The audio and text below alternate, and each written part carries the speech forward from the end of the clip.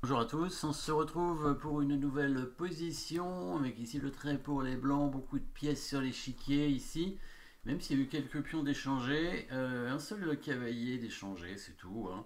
Des rocs opposés, donc on retrouve des positions souvent très dynamiques avec une attaque en direction du roi adverse et les rois sont quand même pas très bien protégés.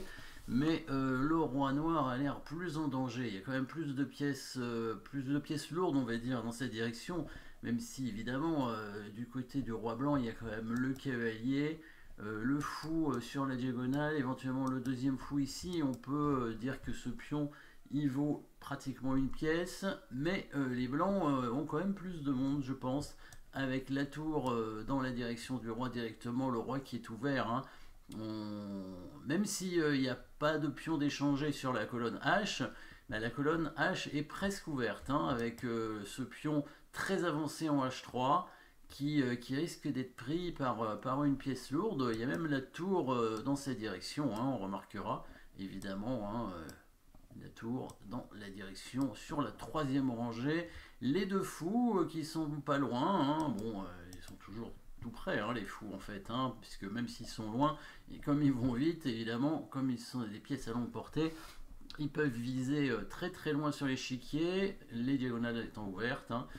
Donc au blanc joué, et on va chercher bien sûr les coups forcés, bien qu'il n'y ait pas d'échec dans cette position. Donc un seul cavalier d'échanger, hein, de chaque côté. 5 pions blancs contre 6 pions noirs. Oui, un pion d'avance pour les noirs. Bon, c'est pas une position où le pion d'avance a vraiment une importance capitale, hein, étant donné qu'il y a beaucoup de pièces, il y a des attaques des deux côtés. Là, le matériel, le pion d'avance, c'est vraiment pas très important. Une attaque sur le roi, c'est ce qu'on recherche ici, évidemment, et on veut créer des menaces. Il n'y a pas d'échec, mais peut-être une menace de mat. Peut-être une menace de mat, pas en un coup en tout cas, hein, on dirait que c'est pas possible, hein, il faudrait éliminer beaucoup de monde. Peut-être prendre ce pion, si le fou était pas là, il y aurait eu une menace de mat. Mais bon, c'est pas une menace de mat, même si la tour prend le pion, de toute façon. Donc, pas de menace de mat, bon, attaque de la dame non plus, les tours non plus, donc du coup, c'est quand même une attaque sur le roi, ce sera certainement une menace de mat différée, on va dire, hein, pas en un coup, mais en quelques coups. Peut-être tour prend G6, ça peut être une idée, mais ça menace pas directement mat. Après, ça va presque forcer la prise du roi, mais on voit pas trop la suite non plus. Quel pourrait être le bon coup ici? On a vu cette idée avec la tour qui pouvait récupérer ce pion. Ça peut être une menace intéressante. Donc, en bougeant le fou de case blanche, on pourrait du coup créer cette attaque avec la tour sur ce pion. Et ça, c'est intéressant, hein. C'est probablement une idée. Il y aurait une autre idée, ce serait d'amener la dame pour aller prendre le pion, mais ça, ce serait peut-être un petit peu lent, un petit peu triste quand même, parce que bon, la menace de prendre le pion est même pas si dangereuse. Alors que si le fou peut bouger en créant une menace, ça peut être intéressant. Et ben on va chercher peut-être une case pour ce fou, hein, parce que bon là le cavalier il reste en défense, hein, le cavalier blanc, lui il risque pas d'arriver rapidement sur le roi noir. Par contre toutes les autres pièces à longue portée peuvent arriver à tout moment, contrairement aux noirs, hein, qui ont leur dame qui a pas bougé. Bon la tour à 8 même si elle est en direction du roi, bon, bah, elle sert pas à grand chose, et l'autre tour elle joue plutôt un rôle défensif, on va dire, hein. Donc c'est pour ça qu'ici les blancs ont plus de pièces et ont l'air d'avoir une attaque plus forte que les noirs, hein. Remarquez que les noirs ils ont avancé leurs deux pions ici, hein, en A3 et en H3. Bon, c'est assez curieux. Pion A3 pourquoi pas, mais pion H3 on ne sait pas pourquoi ils l'ont avancé jusqu'ici. En tout cas, on cherche une découverte du fou, et on peut imaginer évidemment une attaque très simple avec l'attaque du pion ici avec le fou en H5, hein. Ça c'est très simple, pourquoi? Parce que en fait le fou est imprenable à cause du mat, tout simplement, hein. S'il prend le fou, on reprend avec la dame et c'est mat. Donc une attaque directe avec ce fou, on attaque ce pion. Alors est-ce que c'est dangereux? Pas sûr, hein, mais en tout cas on attaque aussi ce pion là avec la tour, ça c'est dangereux. Mais même la prise du pion, hein, ça a l'air quand même assez embêtant, parce qu'après il y a la dame qui va arriver, hein. Par exemple, fou H5, on imagine qu'il prenne la tour avec son fou ici, parce que bon, a priori c'est ce qu'il voulait faire, c'est certainement son dernier coup. Fou A4, optimiste, mais bon, il a tenté. Fou H5, donc il prend la tour, on prend le pion sur échec, et il va bouger son roi, et après on amène la dame en H5, hein, pratiquement où qu'il aille, hein, je pense que, non, où qu'il aille avec le rang, on va mettre la dame en H5, s'il le met évidemment sur la colonne H, la dame arrive sur échec, et il risque d'avoir un mat rapide, et s'il reste sur la colonne G, je pense qu'en arrivant en H5, quand même, on menacera une découverte du fou qui sera plus dangereuse que si on l'avait faite tout de suite, hein. On peut éventuellement faire fou prend F5, échec et la découverte, hein, ça a l'air bien aussi. Mais dame H5 va clairement menacer mat en quelques coups, hein, bouge le fou, avec la dame et la tour sur la colonne. Et là, ça risque de mal se passer, hein. Là, fou prend B3, fou prend G6, échec. Donc évidemment, s'il va en H6 ou en H8, la dame arrive en faisant échec. Et s'il va en G8 ou en G7, je pense que simplement la dame arrive en H5, hein. Et bon, il y a la menace dame H7 évidemment, discrète, mais il y a aussi la menace de bouger le fou et avec le mat, hein. C'est pareil s'il venait en G7 à mon avis, hein.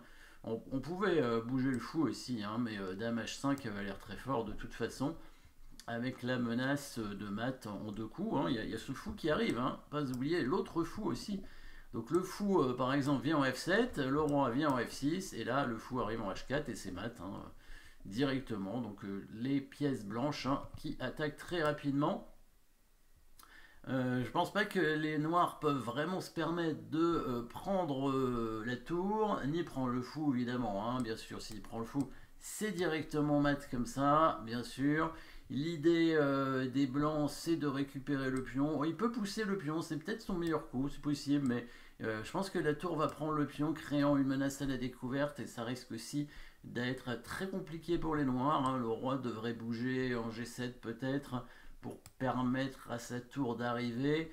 Et là, je pensais peut-être bouger le fou, ou alors attaquer ce pion avec le fou peut-être, simplement pour aller le récupérer avec la tour. Il y a plusieurs solutions. Mais bouger le fou avait l'air pas mal. On pourrait même le mettre en prise en E8, hein, ça peut être intéressant, avec l'idée d'amener la dame en H5, hein, le fou ici, avec l'idée d'amener la dame en H5, et s'il prend de la dame, on prend le pion avec la tour comme ça, et on continue l'attaque. Évidemment, c'est peut-être pas forcément le mieux, peut-être un coup de fou qui attaque le pion en E3, ce serait bien aussi, hein. Il y a pas mal de possibilités, ou éventuellement peut-être proposer avec la dame aussi l'attaque sur le pion. Et ça a l'air... bon, en tout cas, voilà, c'est simplement un dégagement de fou, probablement, c'est bien. Je pense en U. Ah, en U8, il y a peut-être l'autre fou qui peut arriver.